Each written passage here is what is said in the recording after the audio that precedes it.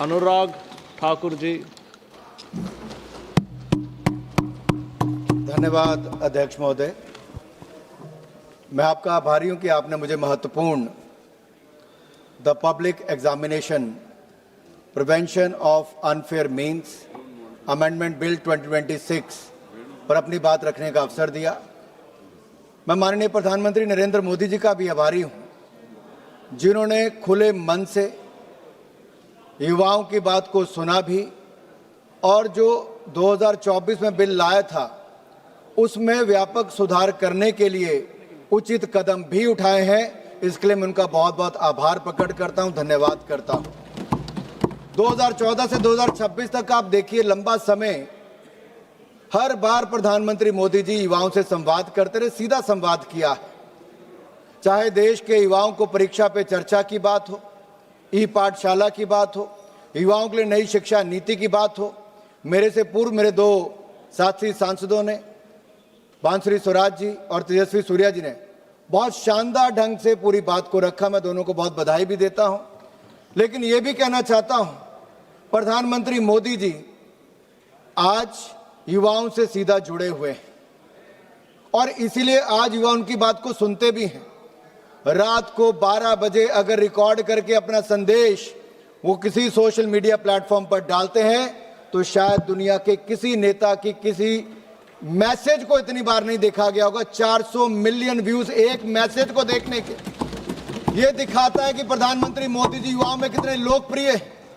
जब दूसरा वीडियो डाला तो उसमें भी 250 मिलियन से ज्यादा 270 मिलियन हो गए। आपके कहने से लोकप्रियता खत्म नहीं होगी। लोकप्रियता है तभी तीसरी बार देश के प्रधानमंत्री देश की जनता ने बनाया है।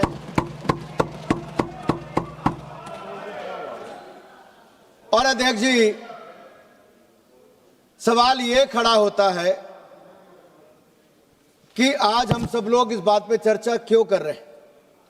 क्योंकि परीक्षा में धांधली, पेपर लीक ये किसी आतंकवाद और माओवाद से कम खतरनाक नहीं है, क्योंकि इसका सबसे पहला शिकार हमारा युवा होता है। और अपने देश के युवाओं से मैं कहना चाहता हूं, इस पेपर लीक की बीमारी का इलाज भी हम करेंगे, मुकम्मल करेंगे, क्योंकि हर मर्ज की दवा हमें मोदी सरकार में ही मिली है और इसमें भी हम इसका निवारण करने जा रहे हैं, इलाज करने जा रहे हैं। आप देखिए, इस देश में आतंकवाद और नक्सलवाद ने दशकों तक हमें बहुत जुल्म दिए, बहुत जख्म दिए और इन गहरे जख्मों से निजात दिलाने का काम भी मोदी सरकार ने किया। आतंकवाद और नक्सलवाद को जड़ से हमने ही खत्म किया है और पेपर लीक्स की समस्या को भी जड़ से खत्म करने का काम करेंगे। और इसीलिए आज जब हम सब इकट्ठे हुए हैं तो देश के युवाओं को मैं कहना चाहता हूं, ये देश के युवाओं के भविष्य की बात है। हमारी सरकार युवाओं के साथ है और युवा और मोदी सरकार ने मिलकर तय किया है, एक प्लेटफॉर्म पर खड़े होकर तय किया है कि एक ऐसा कानून लाएंगे जो आतंकवाद के खिलाफ बने कानून से भी ज्यादा सख्त होगा और दोषियों को कड़ी कार्रवाई करने पे भी काम आएगा। और आज का ये कानून आप देखिए, जो 2024 में हम लाए थे उसमें संशोधन करने के लिए लाए। अभी वेणुगोपाल जी कह रहे थे, पहले प्रियंका जी ने कहा कि कानून में बदलाव क्यों करने वाले हो। हम सिस्टम को और फूल प्रूफ करना चाहते हैं। हमारे युवाओं के भविष्य के साथ ना कोई खेले, उसके लिए सिस्टम बनाना चाहते हैं। तारीख पे तारीख, डिले पर डिले ये ना हो। जान से लेकर जुडिशियल सिस्टम को समयबद्ध तरीके से काम करने के लिए हम ये नया सिस्टम बनाने जा रहे हैं। लेकिन आप तो समय पर चर्चा करने के लिए तैयार नहीं थे, हाउस चलने नहीं दे रहे थे। राहुल गांधी जी को लगा देश के युवाओं ने उनको पूछा नहीं, ना अखिलेश जी को पूछा, ना किसी पॉलिटिकल पार्टी को पूछा, तो अब करें क्या? तो उन्होंने वो किया जो किसी नेता प्रतिपक्ष को नहीं करना चाहिए। वो प्रधानमंत्री निवास के बाहर जाकर लेट गए। अरे राहुल जी, आपकी तड़प जलन मैं समझ सकता हूं, प्रधानमंत्री निवास के अंदर आपको जाने का मौका नहीं मिल पा रहा। लेकिन बाहर ही लेटने का मौका ले लिया आपने। आपको कभी मौका अंदर जाने का नहीं मिलने वाला है।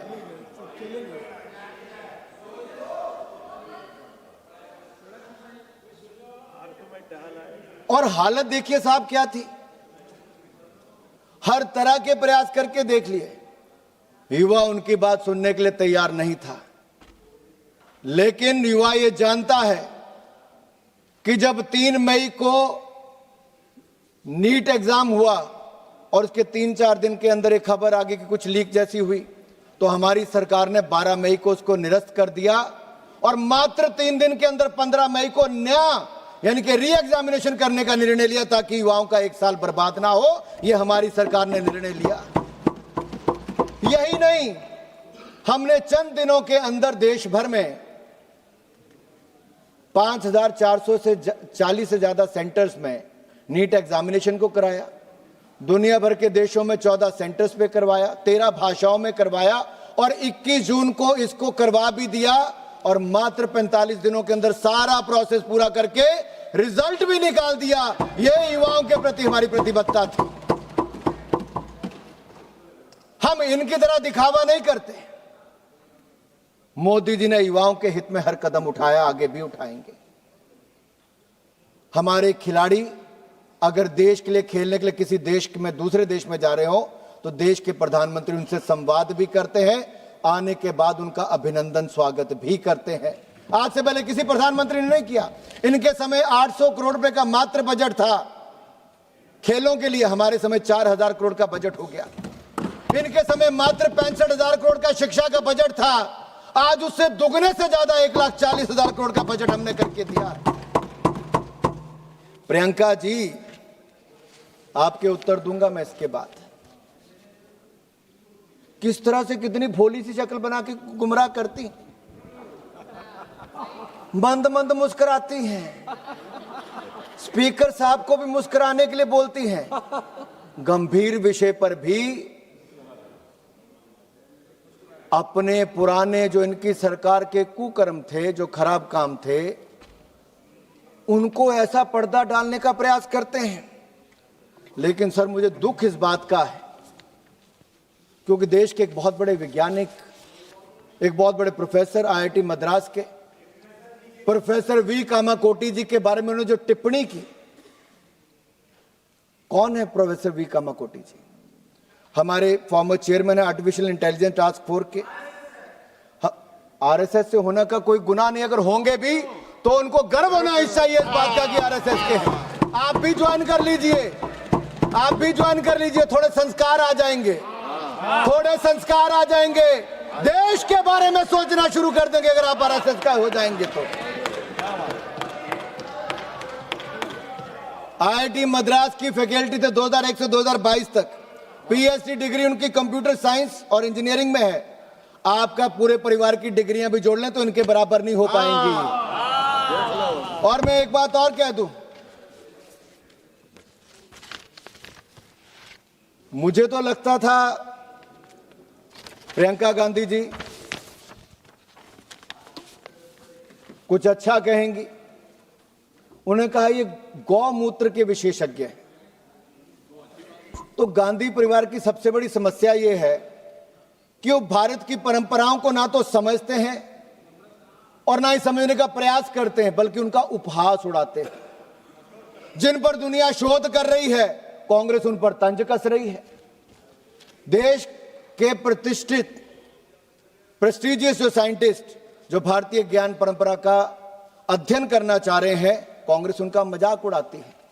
ये हमारी संस्कृति, हमारे समाज और हमारे साइंटिस्ट के साथ सदा कांग्रेस यही करती रही। लेकिन वैज्ञानिक होने का मतलब यह नहीं कि आप अपनी सभ्यता और समाज से कट जाएं, आप अपनी परंपराओं को ना जानें। डॉक्टर कामकोटी जी आधुनिक विज्ञान के शिखर पर है। एक तरफ आर्टिफिशियल इंटेलिजेंस के एक्सपर्ट हो सकते हैं तो दूसरी ओर गौमूत्र पर भी अध्ययन कर सकते हैं, इस पर रोक नहीं है। अपनी जड़ों से जुड़ने पर कांग्रेस को परेशानी है। मुझे तो लगता था प्रियंका गांधी जी राहुल गांधी जी से थोड़ी बेहतर होंगी, बहन भाई से थोड़ी बेहतर लगती थी, कम से कम हंस तो लेती थी। लेकिन आज जो आईआईटी मद्रास के डायरेक्टर के ऊपर तंज कसा, मैं ये कहूंगा, भाई बहन एक जैसे लगते हैं, एक ही वनस्पति पर हैं। जिसके इस्तेमाल के साथ दिमाग कई बार सही तरह से फंक्शन नहीं करता है, और हो सकता है गौमूत्र इसको क्योर करे। डॉक्टर साहब, हो सकता है एक ही गौमूत्र उनको क्योर करे। इसलिए मैं फिर एक बार कहता हूं, अभी तो उस इलाज पे भी आता, लेकिन पहले पेपर लीक का इलाज कर लें। आनंद जी, आनंद आएगा सुनने में। भदौरिया जी, एक आध सप्ताह गौमूत्र का कर लो। सर मैं इतना ही कहूंगा, ये कहीं रोक नहीं है कि आप कोई बिल लाया हो तो उस पर उसके अमेंडमेंट नहीं ला सकते। ये मोदी सरकार की सोच को बताता है कि जिस तरह की रिफॉर्म्स की आवश्यकता है, हमारी सरकार वो रिफॉर्म्स करेगी जो युवाओं के हित में होगी।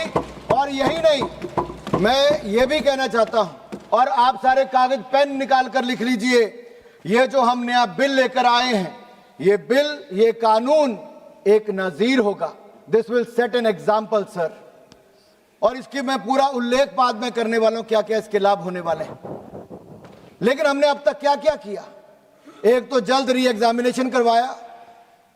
प्रियंका जी कह रही थी फेस रिकॉग्निशन। अरे फेस रिकॉग्निशन छोड़िए, हमारी सरकार ने 13 के 13 लोग जो पेपर लीक में शामिल थे, उनकी गिरफ्तारी करवा दी, जेल में सड़ रहे हैं, और उनके खिलाफ फास्ट ट्रैक कोर्ट्स में आज कार्रवाई हो रही है। यही नहीं, नया बिल लेकर हम आगे हैं, और हमने हाई पावर टास्क फोर्स भी बना दी नंदन नीलकनी जी की अध्यक्षता में, जो एग्जाम रिफॉर्म्स करेगी और देश के युवाओं को बेहतर भविष्य बनाने का काम करेगी। मैं इतना ही कहूंगा, जहां तक कांग्रेस ने भी और प्रदर्शन करने वालों में से भी एक दो लोगों ने बात कही कि प्रदर्शन में कुछ गुंडे आ गए थे, इन्होंने कहा फेस रिकॉग्निशन करनी चाहिए। मैं गृह मंत्री जी से आग्रह करता हूं, जो ऐसे लोग जो गुंडे थे, असामाजिक तत्व थे, जो उस आंदोलन को खराब करना चाहते थे, और जो संसद की इस चर्चा में मैं बड़े साफ कह रहा हूं, जो असामाजिक तत्व और गुंडे थे, उनके ऊपर कानून के रूप में कड़ी कार्रवाई होनी ही चाहिए।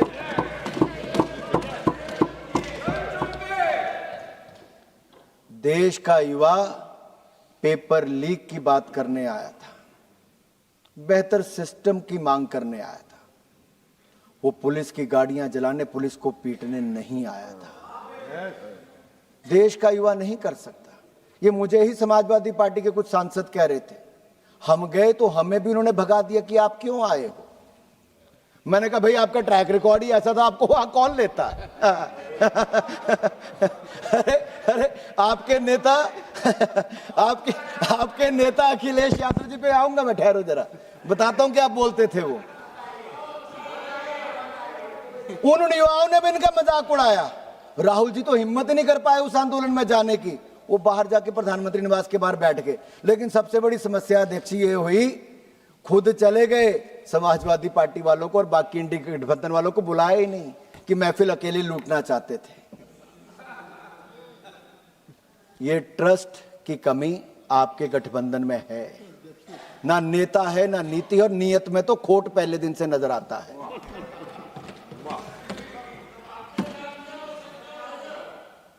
लेकिन मैं आपको विश्वास दिलाता हूं, आप जो कह रहे हैं, जो लोग पेपर लीक के अंदर कसूरवार थे, माफिया हैं, उनको मिट्टी में मिलाने का काम नरेंद्र मोदी की सरकार करेगी। देश के युवाओं को आश्वस्त कराना चाहता हूं। और मैं इसलिए कहता हूं सर, ट्रैक रिकॉर्ड बताता है कि क्या है। देश में पहला एंटी चीटिंग लॉ कौन लेकर आया? हमारी सरकार लेकर आई। देश में 2024 में नरेंद्र मोदी जी की सरकार लाई।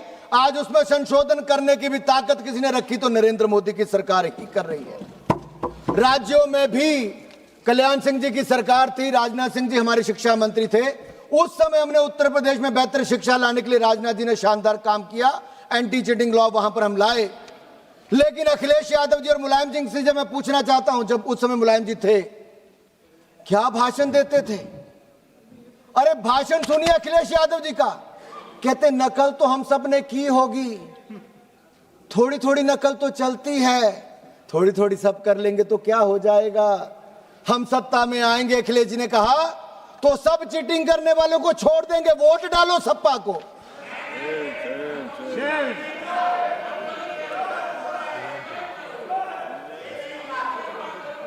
सर ये कुछ कहना चाह रहे हैं सर, इनको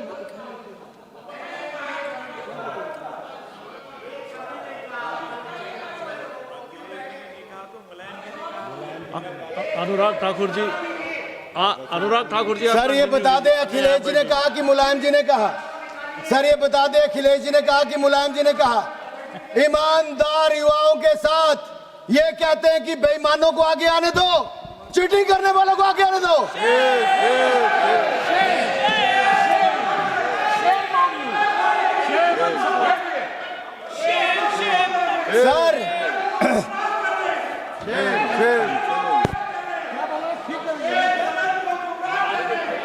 sir sir sir Rahul ji और अखिलेश जी के बारे में मैं इतना ही कहना चाहूंगा, खुद मियां फजीहत, दूसरों को नसीहत। और यही नहीं जिन्होंने 50-60 साल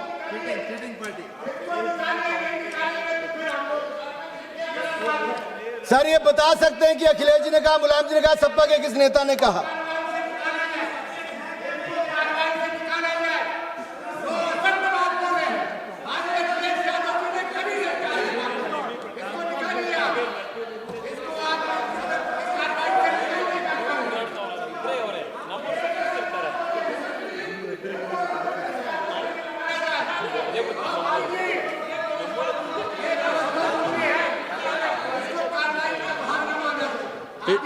नहीं, इस बात पे हम एग्जामिन करेंगे। नहीं, हम इस बात पे हम एग्जामिन करेंगे, रिकॉर्ड देखेंगे, उसके बाद में निर्णय लेंगे। स्पीकर साहब के पास जाएंगे। नहीं, जो हमको कहना है हमने कह दिया है। आप बैठिएगा प्लीज, आप बैठिएगा। अब बोलिएगा अनुराग ठाकुर जी।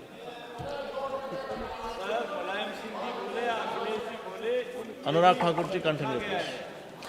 सर कभी मैं श्रीमान राहुल गांधी जी, कभी अखिलेश जी को देखता हूं और मुझे एक मुहावरा याद आता है, संगत में गुण आवत है, संगत में गुण जात।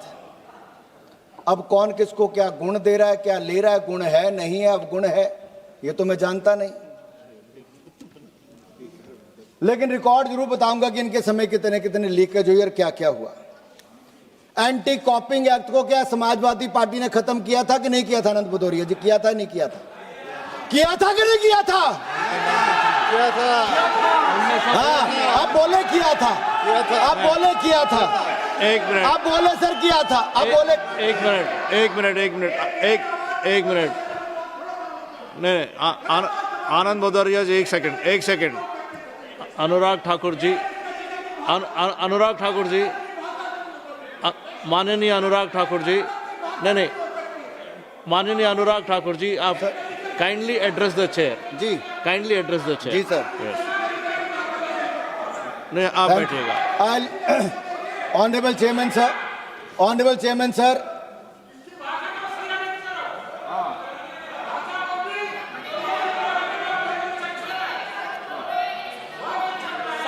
सर सच थोड़ा कड़वा होता, थोड़ा ज्यादा जोर से लगा समाजवादी पार्टी को, लेकिन मैं इतना जरूर कहूंगा, 2012 में UP police recruitment exam paper leak किसने किया? इनकी सरकार में, सपा में। 2014 CPMT एग्जाम पेपर लीक किसकी सरकार में हुआ? सपा में। 2015 UP civil services exam paper leak किसकी सरकार में हुआ? सपा में। 2015 UP TU BTech exam paper leak किसकी सरकार में हुआ? सपा में। 2016 Uttar Pradesh SSC CPO exam paper leak किस में हुआ? सपा में। 2016 government polytechnic exam paper leak किस में हुआ? सपा में। सर हर लीक के पीछे सपाई माइंड था, हर लीक के पीछे सपाई माइंड था। यूपी को नकल प्रदेश और पेपर लीक प्रदेश इनकी सरकार ने बना दिया था, समाजवादी पार्टी ने। सर यही नहीं, उत्तर प्रदेश लोक सेवा आयोग के अध्यक्ष किसको बनाया गया? डॉक्टर अनिल यादव। क्या हो गया सर? आनंद भदौरिया जी पूछ रहे क्या हो गया? क्या बताते सर अब देश को बताना पड़ेगा क्या हो गया। सर ये हो गया कि उस आयोग में, लोक सेवा आयोग में भर्ती के लिए कम, विवादों के लिए ज्यादा जाना गया, ये हो गया। खराब आंसर्स को आपने ठीक मान लिया, ये हो गया। जो लायक नहीं थे आपने उनको लायक बना दिया, ये हो गया। और लोक सेवा चयन आयोग वो यादव आयोग बना दिया गया, यादव आयोग बना दिया गया। ये गेट के बाहर लग गया सर, यादव आयोग हो गया सर। सर अब तो एसडीएम और बाकी सब जो ऐसे चुने गए। सर ये क्या तरीका सर? सर मैं ऑथेंटिकेट करता हूँ। बोलने नहीं, उनको बोलने दो सर। देखिए, एक मिनट रुकिए। यस सर सवाल ये है, इन्होंने प्रतिभाशाली मैं युवाओं की आपको चिंता नहीं की, जाति विशेष को होने के ऊपर उनके ऊपर एक ऐसा धब्बा लगा। सर आज ये युवाओं की बात करते हैं, वह जाति के ऊपर बांटने का काम करते हैं। ये ईमानदार होनहार छात्रों के साथ न्याय नहीं करते रहे, उनका हक छीनने का काम अखिलेश यादव और उनकी सरकार ने किया सर। सत्ता का दुरुपयोग किया गया और सर कोर्ट ने उस चेयरमैन डॉक्टर अनिल यादव को हटाया कि नहीं हटाया? समाजवादी पार्टी इसका जवाब दे सर। हटाया गया सर उनको। आज युवाओं के हित की बात करते तब युवाओं के हित कहाँ थे तब युवाओं के हित सर? क्या ये वापस आने की बात करेंगे तो फिर नकल करवाएंगे, फिर पेपर लीक करवाएंगे, फिर लोक आयोग को एक जाति का आयोग बना कर देंगे सर? ऐसा कैसे चलेगा सर? सर ये तरीका गलत। देखिए सर एक सेकेंड, मैं जो बोल रहा हूँ आप सुनिए, मैं जो बोल रहा हूँ आप सुनिए। आप वापस जाइए, मैं आपको बता रहा हूँ। नहीं आप जाइए, मैं बता रहा हूँ, आपकी बात बता रहा हूँ, मैं आपकी बात बता रहा हूँ। वापस जाइए, आप वापस जाइए, मैं बोल रहा हूँ। मैं आप चलिए, अपनी सीट पे चलिए, मैं बोल रहा हूँ। अदरवाइज मैं आपको आंसर नहीं दे पाऊंगा। अब अपनी जगह पे चाहिए, अपने जगह पे जाइए। एक सेकेंड।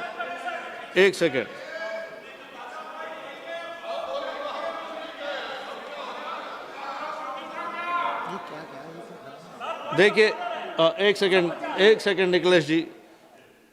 नहीं, जो उन्होंने कोट किया है उसका ऑथेंटिफिकेशन पूछेंगे या रिकॉर्ड देखेंगे, उसके ऊपर कार्रवाई होगी। आप बैठिएगा प्लीज, आप बताइए। नहीं जो मेरा रूलिंग हो गया है। मेरा रूलिंग हो गया है। आप जो ऑब्जेक्शन रेज किए हैं उसका रूलिंग हो गया। आप बैठिएगा प्लीज, बैठिएगा, आप बैठिएगा। निखिलेश 300 बताइए कहता है सर कि उनको बता स्पीकर दो, पॉइंट ऑफ ने ऑर्डर जिस बताओ। वक्ता को बोलने की इजाजत दी है वही वक्ता बोलेगा, कोई दूसरा उसको डिस्टर्ब नहीं कर सकता है। कोई यदि दूसरा डिस्टर्ब करेगा तो यह हाउस के नियम के खिलाफ। ये हाउस का नियम जो है सबों ने बनाया है सर, और समाजवादी पार्टी उसको तोड़ रही है सर। वो केवल ऑथेंटिकेट करने के लिए कह सकती है, and he is ready to authenticate. बोलिए अनुराग जी। आनंद भदौरिया जी, देखिए आनंद भदौरिया जी, मैं आपको मौका दे रहा हूँ। मैंने ऑलरेडी मैंने रूलिंग दे चुका हूँ कि वो ऑथेंटिफिकेट करेंगे। ऑथेंटिफिकेट करने के बाद यानी तो हम रिकॉर्ड वेरीफाई करेंगे। अगर आप पॉइंट ऑफ ऑर्डर रेस करना चाहते हैं तो आप पॉइंट ऑफ ऑर्डर रेस कर सकते हैं। पॉइंट ऑफ ऑर्डर है क्या?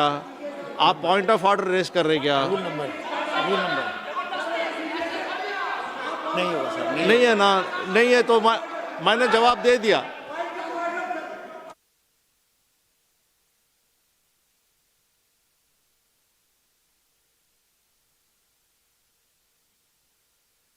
रूल नंबर बताओ। नहीं है तो ठीक है। अनुराग ठाकुर जी आप बोलिए। नहीं आप बैठिएगा प्लीज। नहीं अभी नहीं होगा। माननीय सभापति जी, ये समाजवादी पार्टी है, ना वहां पे रूल मानते थे ना यहाँ रूल बनाते हैं। ये रूल तोड़ने वालों में से बना। सर मैं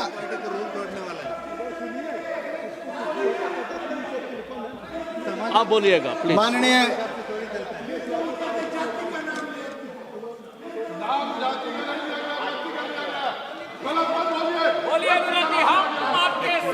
सर संजय बोलने दीजिए ना, मेरा सारा टाइम जा रहा है मेरा। सर अभी तो आप आगे बढ़िए, आप आगे बढ़िए। सर 4 मौके ऐसे हैं जब आयोग को अपने फैसले बदलने पड़े।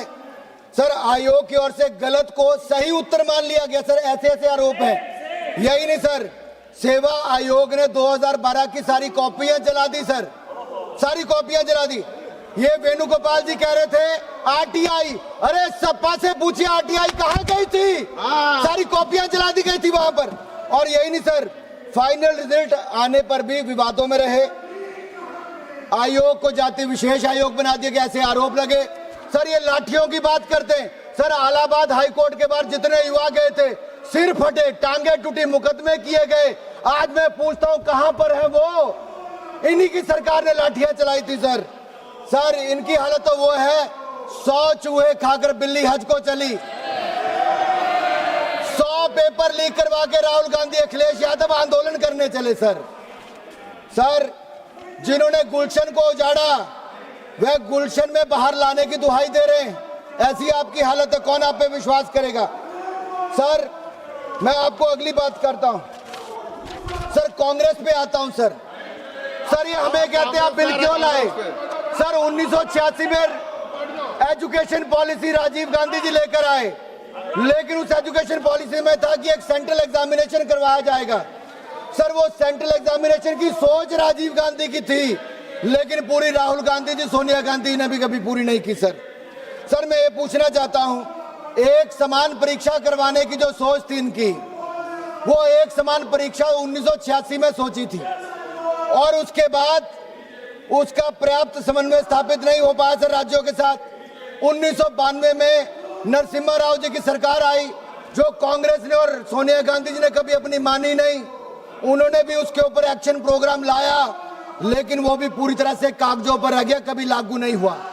फिर एक रिमोट कंट्रोल की सरकार आई सर, याद है 2004 से 14 में एक रिमोट कंट्रोल की सरकार थी।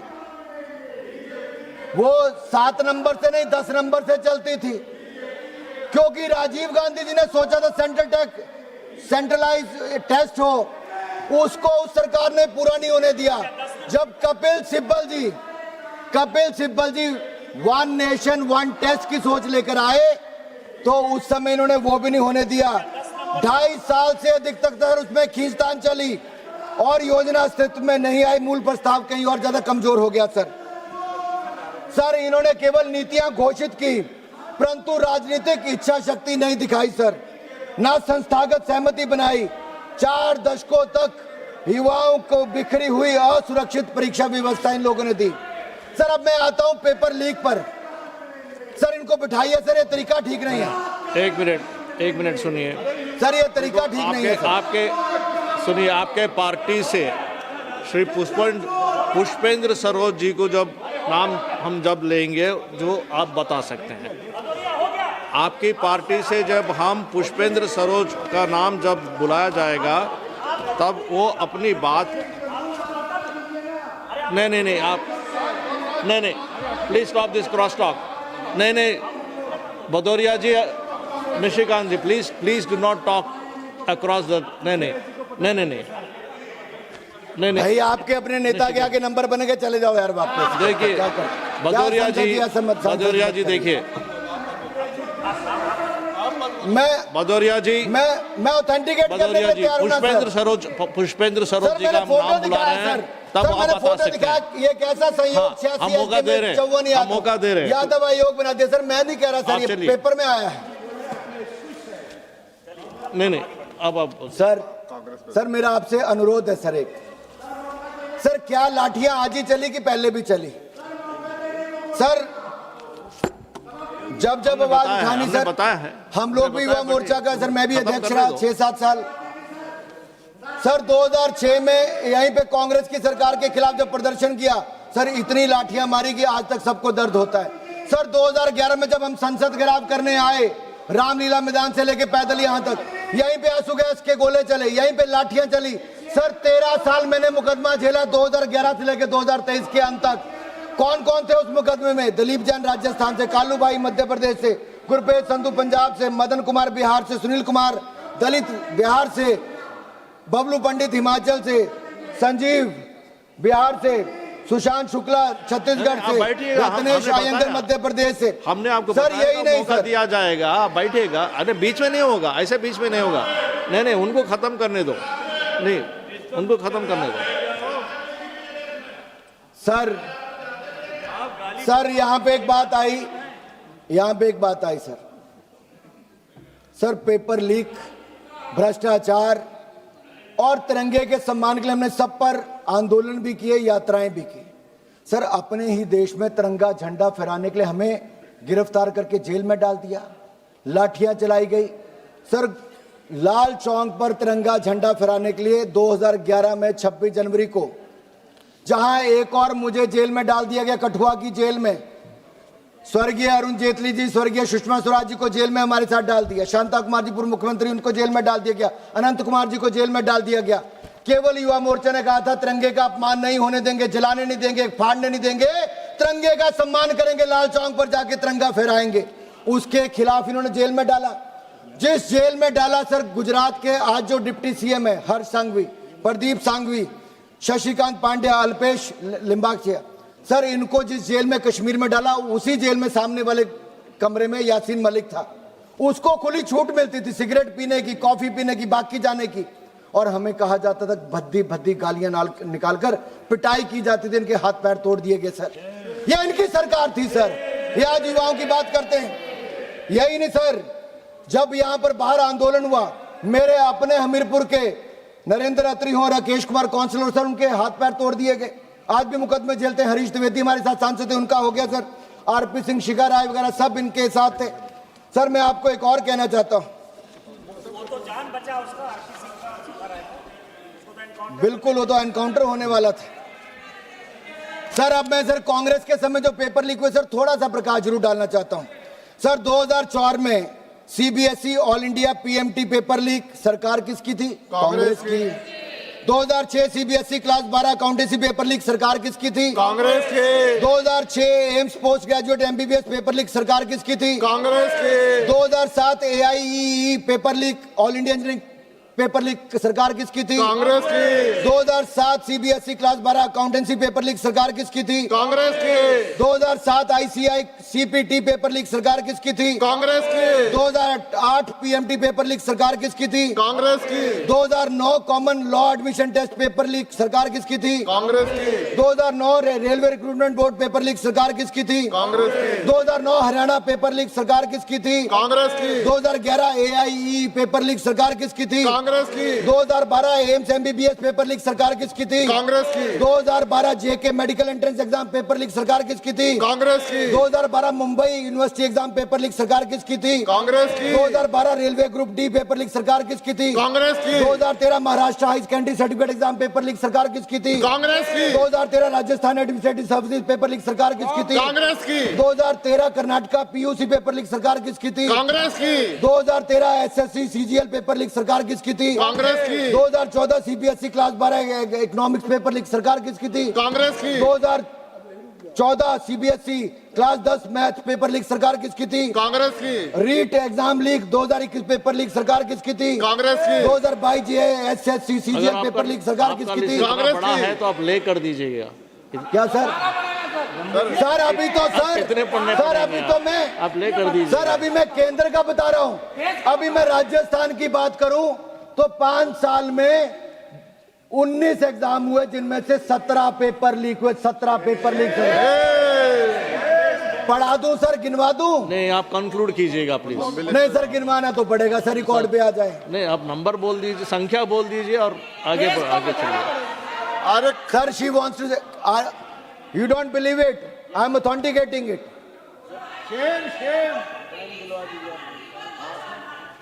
सर मैं बहुत क्लियर हूं सर। आज केरल पब्लिक सर्विस एग्जाम की बात करें, कमीशन की बात करें, वहां पे पानी पड़ रहा है, वहां पे लाठी चल रही है, तो वहां पे इनको नजर नहीं आता होगा राहुल जी प्रियंका जी को। सर हिमाचल प्रदेश में स्कैम पे स्कैम हो रहा है, स्कूल बंद कर दिए जा रहे हैं, क्या इनको हिमाचल के स्कूल नजर नहीं आते? वहां कहा था 5 लाख युवाओं को नौकरी देंगे, सर 5 साल सरकार को होने आए, वहां नहीं दी। तनख्वाह देनी बंद हिमाचल प्रदेश में कर दी, काट के अधिकारियों को तनख्वाह दी जाती है, प्रदेश को कर्जे में डुबा दिया। सर ये बात करते हैं घोटालों की। सर मैं इतना ही कहूंगा, आप बिल पे आ जाइए प्लीज। सर मैं बिल पे आ रहा हूँ। अरे बिल का ही हिस्सा है सर, ये बिल ही है, यही तो है सर बिल का क्यों बता रहा हूँ सर, ये क्यों करना पड़ा सर? ये बिल सर है। एग्जाम रिफॉर्म्स क्यों चाहिए सर, इसलिए बता रहा हूँ। बिल ही है, बिल ही है। सर हो क्या गया सर एक मैं सभी सांसदों को कहता हूं थोड़ा ध्यान से सुनिए। सर 12 साल से हम सरकार में, आज का जो 18 साल का बच्चा होगा उसको ये नहीं पता होगा कि कितनी जातियां, कितना भ्रष्टाचार, कितने देश विरोधी कार्य कांग्रेस ने 2004 से 14 तक किए। मैं तो अभी 4 से 14 का गिनवा रहा हूं, 1947 से शुरू करूंगा तो बड़ी लंबी लिस्ट हो जाएगी।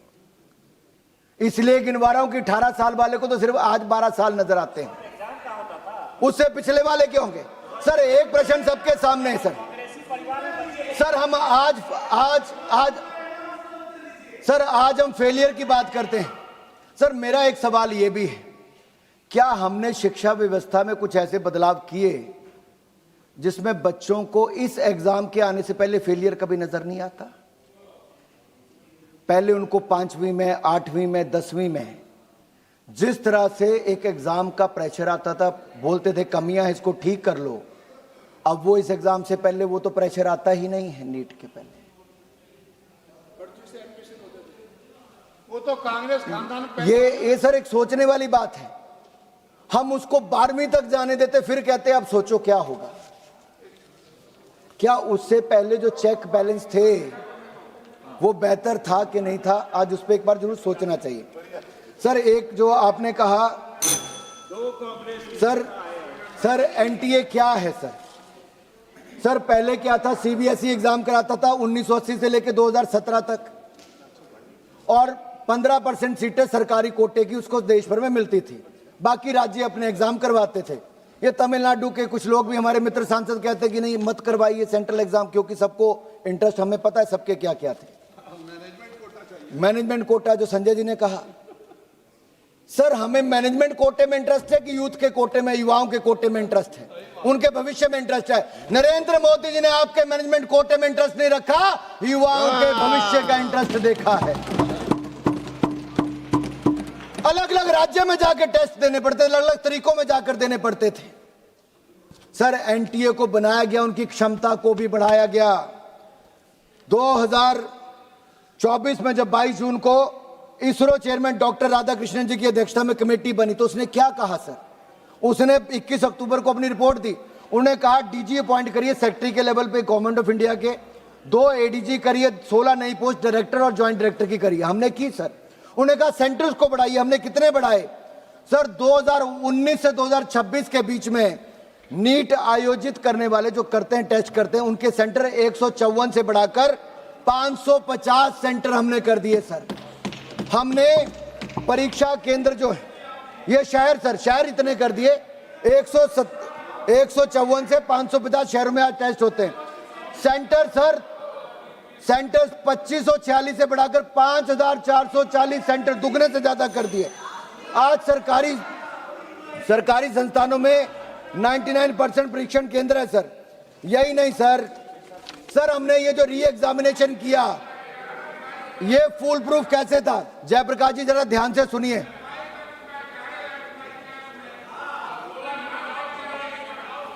सर दोनों सांसद हरियाणा से हैं।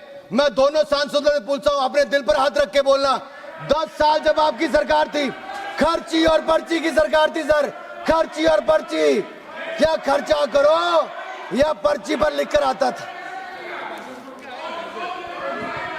सर ये चाहते थे कि हरियाणा की कांग्रेस सरकार का लाऊं। जयप्रकाश जी, खर्ची और पर्ची की सरकार हरियाणा में चलती थी 2004 से 14 तक।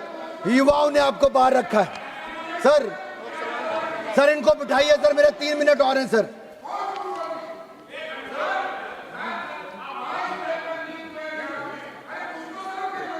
नहीं आपका जब मौका आएगा आपका मौका आएगा उस समय बोलिएगा, अभी नहीं। आपका जब मौका आएगा, आपको मौका दिया जाएगा उस समय बोलिए ना, अभी नहीं। आपका जब मौका दिया जाएगा उस समय आप बैठिएगा, प्लीज आप बैठिएगा, please sit down, please sit down, please. नहीं आप बैठिएगा सर आप बैठिए प्लीज। माननीय सभापति जी, इससे बड़ी शर्म की क्या बात होगी और बेशर्मी क्या होगी। कांग्रेस के सांसद जो जिस राज्य से आते हैं, जहां हरियाणा की खर्ची पर्ची की सरकार की मैंने बात की, वो आरोप आपकी सरकार पर प्रदेश के युवाओं ने लगाए और आप बेशर्मी के साथ यहाँ खड़े होकर कहते हो अरे आपने ध्यान दिया होता तो ऐसा नहीं हुआ होता। Anurag Thakur ji please kindly address the chair. माननीय सभापति जी, 2 मिनट्स। ये जो री एग्जामिनेशन हुआ सर, ये जो री एग्जामिनेशन हुआ सर, इसके लिए व्यापक स्तर पर सर अब तक की सबसे व्यापक और बहुस्तरीय सुरक्षा की व्यवस्था की गई सर। युद्ध स्तर पर काम किया गया सर। 2 महीने से कम में री एग्जामिनेशन नीट किसी ने करवाया तो नरेंद्र मोदी जी की सरकार ने सफल करवाया है सर। इसमें 2500 केंद्रों से बढ़ाकर 5440 केंद्रों पे करवाया, दुनिया के देशों में 14 शहरों में करवाया और सर 13 भाषाओं में करवाया। यही नहीं सर, 1,38,000 सीसीटीवी कैमरा लगाए गए और 48,448 बायोमेट्रिक वेरिफिकेशन पर्सनल की तैनाती की गई। 38,795 फ्रिस्किंग स्टाफ की नियुक्ति की गई। 51,311 सिग्नल जैमर स्थापित किए गए। 6,700 फिजिकल ऑब्जर्वर्स की तैनाती की गई। 100 से अधिक वर्चुअल ऑब्जर्वर्स केंद्रीय स्तर पर लाइव सीसीटीवी कवरेज को देख रहे थे। मॉक ड्रिल की गई। जिला स्तर पर और राज्य स्तर पर कोऑर्डिनेशन कमेटी से मीटिंग की गई। पेयजल, ओआरएस, एम्बुलेंस की सुविधा की गई। शेड बनाए गए ताकि धूप में खड़ा ना होना पड़े। एक एक बात की चिंता माता पिता से लेकर विद्यार्थी की किसने की तो नरेंद्र मोदी की सरकार ने की। और सर रिजल्ट मात्र 25-27 दिनों में ले आए सर। और रिजल्ट आया क्या sir? Record 11,21,000 students under graduate के मेडिकल, डेंटल और आयुष जैसी सेवाओं में उत्तीर्ण हुए सर, क्वालिफाई हुए सर। हमने कोई शुल्क नहीं लिया, वापस पुराना शुल्क भी वापस कर दिया। ओएमआर शीट को ढंग से भरे तो 15 मिनट फालतू भी दिए। रफ शीट भी उपलब्ध करवाई गई। सर एक सवाल ये खड़ा होता है सर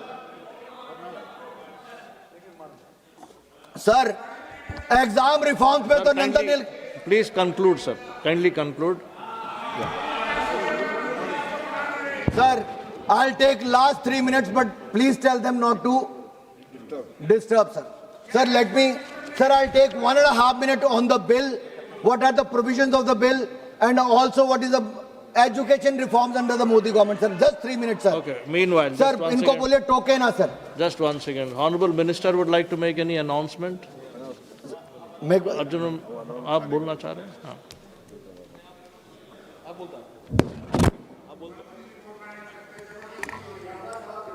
अध्यक्ष महोदय, ये सभी माननीय सदस्यों के साथ निवेदन है कि फर्स्ट फ्लोर पर एमपी डाइनिंग में भोजन की व्यवस्था की गई है।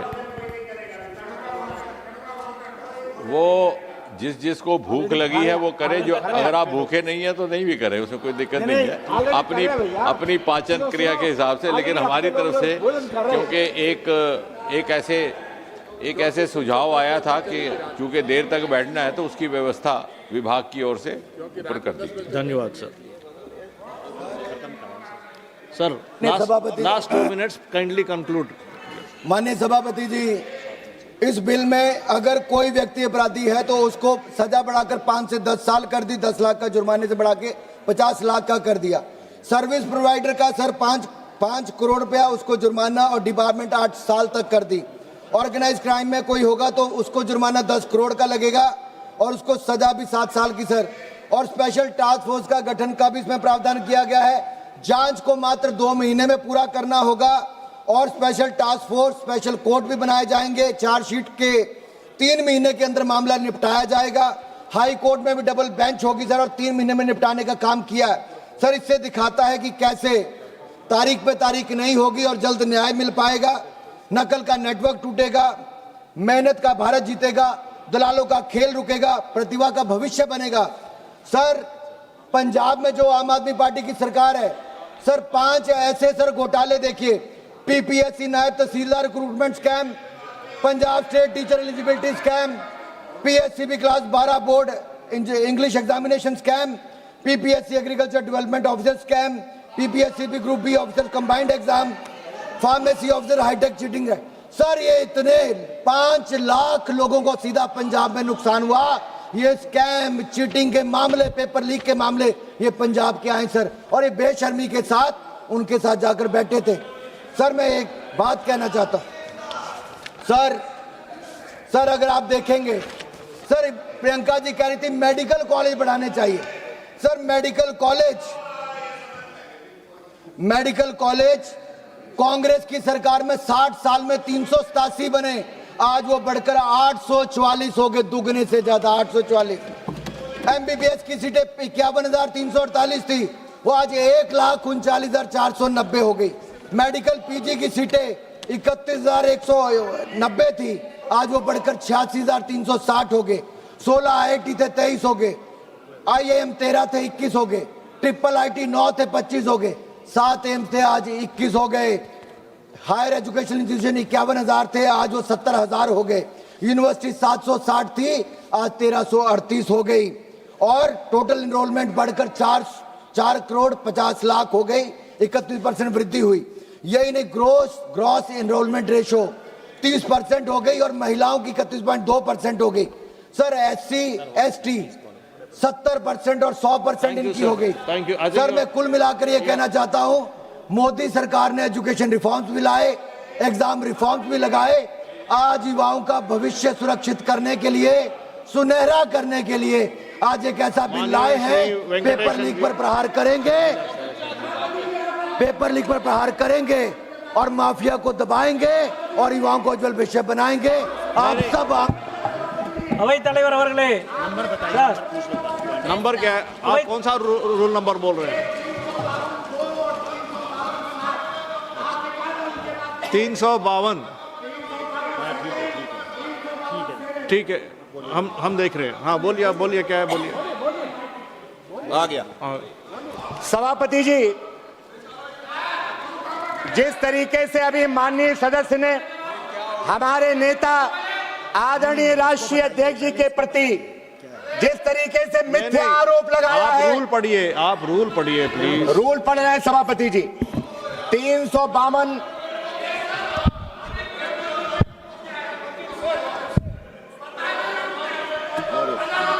अरे पता है 352 तो एक मिनट, सभा संजय जी। के किसी अन्य सदस्य पर कोई हेतु का लांछन लगाते हुए अभिकथन नहीं करेगा या उसकी सद्भावना पर आपत्ति करके उसका व्यक्तिगत निर्देश नहीं करेगा। लांछन लगाया है सभापति जी, लांछन लगाया है। एक तो गलत आरोप लगाया है, दूसरा यादव समाज को अपमानित करने।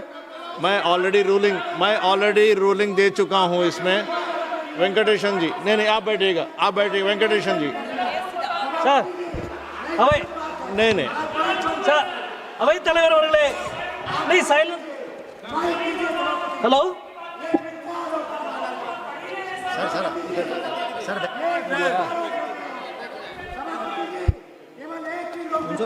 Mister Venkatesan, please continue. Mister Venkatesan, please continue.